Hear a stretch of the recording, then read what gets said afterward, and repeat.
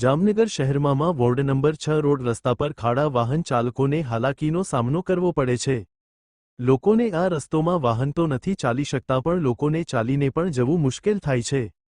શહેરમાં હજુ વરસાદ એટલો પડ્યો નથી, ત્યાં શહેરના વોર્ડ નંબર 6 માં તિરુપતિ પાકે, સાનીરામ પાકે તેમજ દ્વારકાધીશ સોસાયટી જેવા વિસ્તારના રસ્તા ધોવાઈ ગયા। લોકોને બાળકોને સ્કૂલે મૂકવા જવા માટે પણ મુશ્કેલી પડે છે। અમુક વાર તો લોકોની બાઇક સ્લીપ થતાં નાની મોટીઓ ઈજા પણ પહોંચી છે। આ વિસ્તારના લોકોએ અનેકવાર મહાનગરપાલિકામાં રજૂઆતો કરી છે, તેમજ ધારાસભ્ય રીવાબા જાડેજાને રજૂઆત કરવા છતાં આ વિસ્તારના રોડ રિપેર થયા નથી। ક્યારે થશે એ પણ પ્રશ્ન છે।